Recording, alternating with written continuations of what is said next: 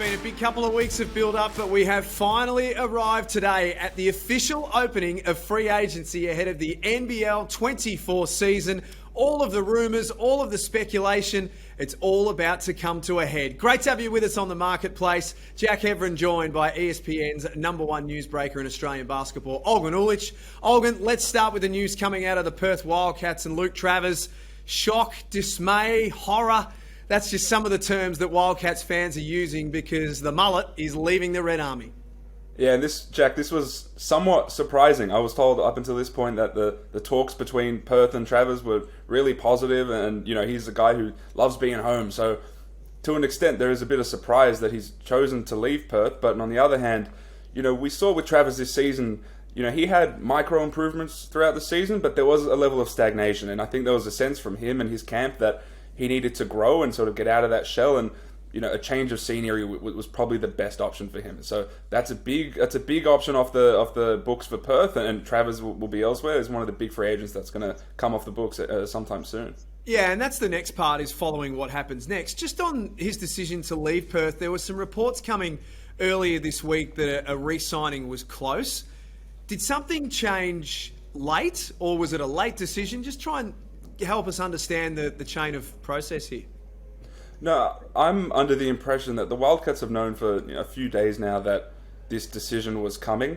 There was no commitment, there was no agreement.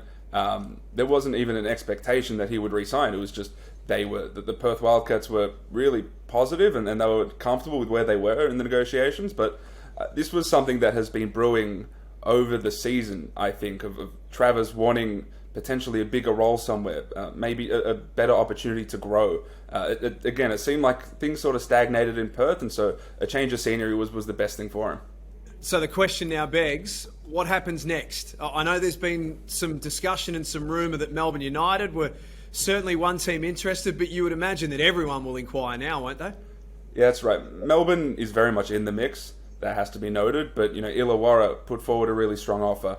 There are a bunch of teams that are interested in him. When we speak about those top tier free agents, we mentioned McDowell White and Keanu Pinder as those two guys, but I would put Luke Travers, right in that same tier. And in the same way that most of the league is going after those two guys, it's the same sort of vein for Travers too. You come to us with breaking news. That's why you are the number one in this country. What can you tell us? Yeah, it was a bit touch and go for a little bit, but I managed to get it. I'm told that Flynn Cameron, a returning guard out of college, he's at UC Riverside. I'm told that he signed a 3-year deal with Melbourne United. Wow. There is an option on that third year that is not necessarily a mutual option. It's an option that either party can choose to buy out the contract, and there's a buyout fee there. But he was one of the guys a bunch of teams were looking at. I'm told the Brisbane Bullets were very keen on him, Adelaide 36ers, Perth Wildcats, all were chasing Flynn Cameron's signature. Big guard out of New Zealand, can really score the ball. I think has a really solid frame for a first year player. He's heading to Melbourne United on a 3-year deal. Fascinating. Great news for Melbourne United fans. Let's stay in Melbourne if we can and go to the team in green across town. Southeast Melbourne Phoenix announced their coach earlier this morning, and it's a great signing as well. Former Coach of the Year Mike Kelly, previously with the Cairns Taipans, has been working with the Perth Wildcats, and the obvious and the cool link here is that Mike Kelly made his name in Australia playing with the Southeast Melbourne Magic. Yeah, that's right.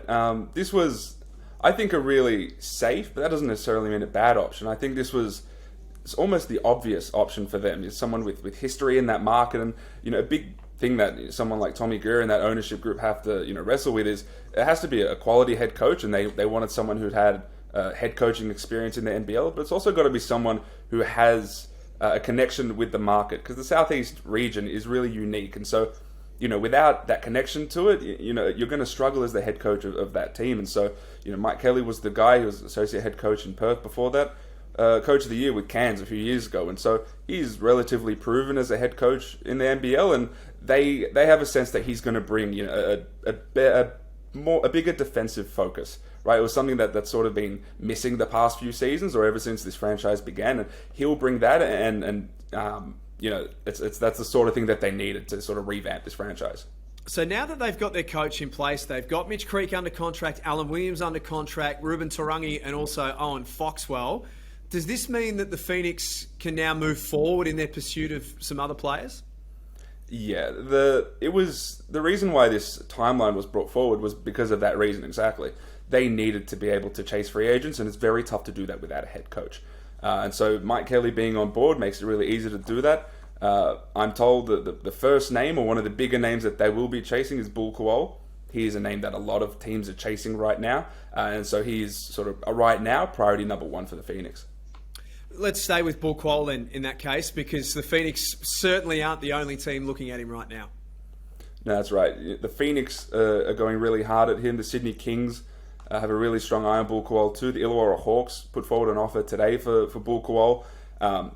He is someone who will dictate a lot of the rest of the market in the NBL. You know, he's in an interesting spot where he's right around a marqueable player. He's maybe not at the same level as a Luke Travers or a McDowell White or a Keanu Pinder, but he's right on the edge of that. And so, you know, teams, if they don't get him, that then they have, you know, a ton of money to spend and a lot of room to bring other guys in. Whereas if they do get him, obviously you get this almost marqueable guy.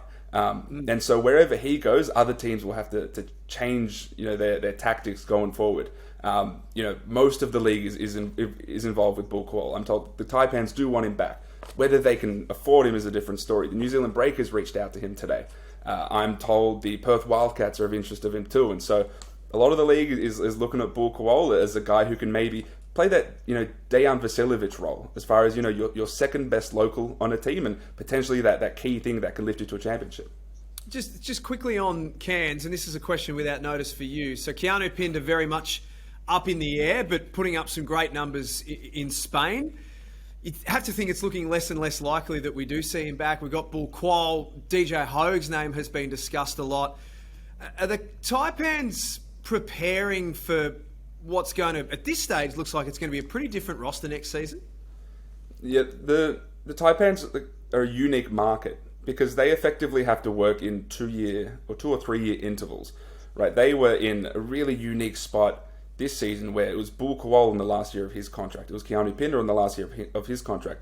Adam Ford nailed the imports as well. And so you all of a sudden have this team that has, you know, a marquee level local player, an almost marquee level local player in Bul Kuol, and then really good imports. And so they had a chance to compete, and they almost made the grand final. They were, you know, they were a quarter away from getting to that grand final in that game 3 of the semis against the Sydney Kings. And so they're at a point now where, unfortunately, that they're a market that can't pay for these guys who have probably been, you know, priced out of Cairns.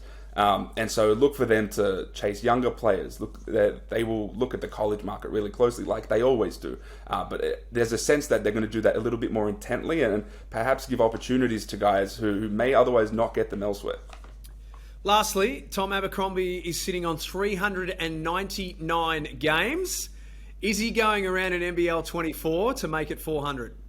There's a very good chance he does. I'm told that the Breakers and Tom Abercrombie's people have begun negotiations for a potential return.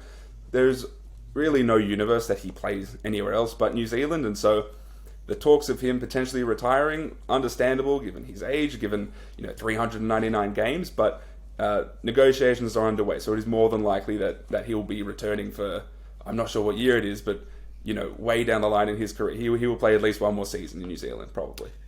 Day one of free agency certainly did not disappoint us. Olgun, as always, thank you very much, and we'll chat to you very, very soon. Thanks, Jack. Thanks for joining us on The Marketplace. Of course, you can stay across everything that's happening during free agency via nbl.com.au and the NBL social media platforms as well. We'll be back as often as we possibly can with The Marketplace to keep you up to date with all of the latest news.